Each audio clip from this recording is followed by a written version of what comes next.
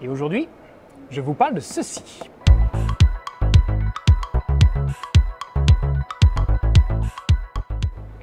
Les amis, bonjour et bienvenue dans cette nouvelle vidéo. Nous sommes ici maintenant sur le stand Tesla et c'est plutôt agréable de voir qu'il y a enfin des gens ici sur ce salon avec des voitures électriques cohérentes pour venir concurrencer les Chinois qui sont venus en masse sur ce salon, comme vous avez déjà pu le voir sur les différentes vidéos que nous avons publiées. Aujourd'hui, on s'intéresse ici à la toute nouvelle Tesla Model S, mais également Model X qui est juste derrière, qui viennent de débarquer en Europe il y a à peine quelques mois. Elles sont vendues aux États-Unis depuis 2021, mais voici à peine qu'elles débarquent chez nous. On a ici une Model S Plaid et une Model X Plaid. Je vous donne tous les détails dans un instant. Mais avant, parlons du design. Cette voiture a des dimensions identiques à celles de précédentes générations. Seules quelques petites choses vont venir changer, comme par exemple ce nouveau pare-choc avant qui reprend un design plus proche de celui de la Model 3. Et il en va de même pour le côté. Regardez, on retrouve maintenant des poignées en noir laqué, comme ici tout le contour. On sent réellement qu'il y a une évolution, une volonté d'uniformiser la gamme. À l'arrière, ça change également. Et la première chose qui saute aux yeux, ce sont ces nouveaux feux. On a réellement un nouveau design. Ça change, ça apporte un peu de fraîcheur, même si ça reste assez similaire à ce qu'on trouvait avant. Non, les nouveautés ne sont pas réellement dans le design, les nouveautés sont plutôt au niveau de la technique. Commençons fort. 3 moteurs avec un revêtement en carbone. On a un total de 1020 chevaux pour un 0 à 100 en seulement 2,1 secondes. Vitesse de pointe, 322 km/h. Et pourtant, on conserve une autonomie de 600 km WLTP. Et tout ça avec un poids qui reste assez contenu, car on a quand même une belle batterie, puisque la masse ne fait que 2162 kg.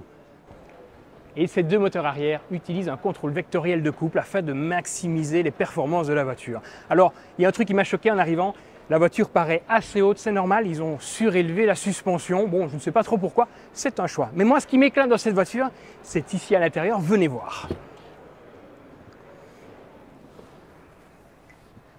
Oui, on retrouve un volant qu'ils ont appelé Yoke ici à l'intérieur. C'est un volant rectangulaire et honnêtement, c'est la première fois que je le vois. Je m'attendais à ce qu'il soit un peu plus petit, mais il est réellement massif.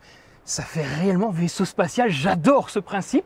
Il faudra voir à l'usage si ce sera réellement pratique ou pas, surtout qu'il n'y a aucun commodo.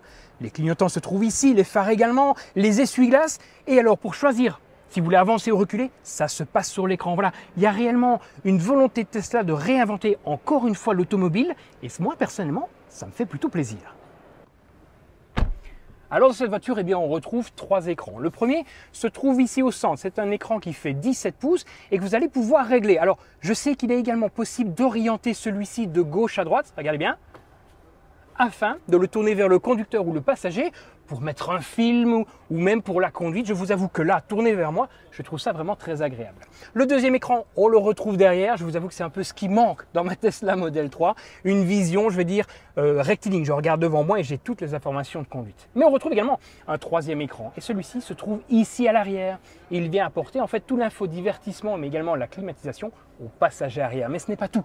Il propose également de pouvoir jouer à des jeux vidéo avec une puissance de calcul assez incroyable, puisqu'on s'approche pas loin de la PlayStation 5, pour que les enfants puissent s'amuser à l'arrière. Personnellement, d'accord, on a des performances, mais j'aimerais bien m'amuser à l'arrière aussi. À l'arrière, je suis vraiment bien installé, avec un petit détail quand même, c'est que mes cuisses ne viennent pas poser sur le siège, même si je rentre mes pieds sous le siège avant. Résultat, je serai obligé d'un petit peu écarter les cuisses, mais c'est pas trop gênant. Je vois quand même mon écran, je suis bien installé, et puis regardez bien, j'ai un petit bouton ici pour venir rabattre la coudoir centrale avec le grand espace de rangement, mais également 2 chargeurs réduction pour les téléphones. Très bien pensé Tesla, vraiment très bien pensé.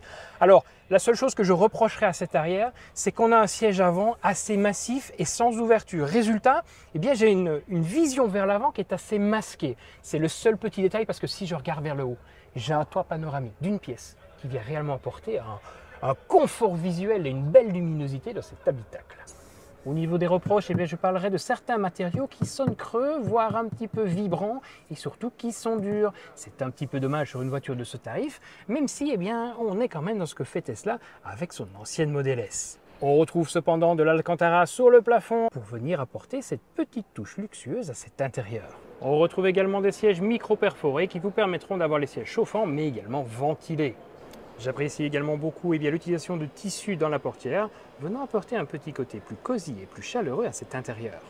Au niveau des espaces de rangement, on citera pour commencer eh bien l'intérieur de ce véhicule avec pas mal de petits espaces très bien pensés. Pour ce qui est des coffres, celui arrière reste assez similaire à celui de la précédente génération avec une finition en réelle augmentation. Le coffre avant, lui, est toujours de la partie et reste étanche sur cette génération de Model S. Alors par contre, eh bien, cette voiture elle a un tarif certain. On commence à 139 990 € pour cette version plaid. Mais il faut savoir qu'il y a également une version long range, on va l'appeler. C'est la Tesla Model S normale qui, elle, offre plus d'autonomie. Elle n'offre à ce moment-là que 2 moteurs, mais tout de même 670 chevaux. Pardon.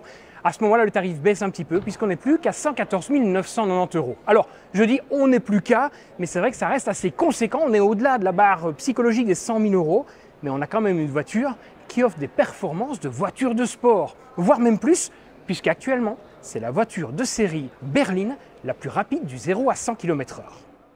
Alors je vous avoue qu'on est peut-être ici en présence, que ce soit avec cette Model S ou cette Model X qui reprend exactement toutes les mêmes avancées technologiques, eh bien on est peut-être ici en présence de mon coup de cœur de ce salon. Une voiture qui ne monte pas trop en tarif, mais offre par contre des évolutions technologiques réellement impressionnantes. Si je devais choisir une voiture aujourd'hui, elle ne serait pas forcément chinoise, elle serait américaine. Et ce serait très certainement une Tesla Model S. Et un autre petit détail dont je ne vous ai pas encore parlé, c'est que les Tesla Model S et Model X que vous avez ici sont disponibles en un délai de 1 à 3 mois. Et comparé à une concurrence qui a des fois plus de 1 an d'attente, eh bien ça fait plaisir à voir et ça laisse à réfléchir.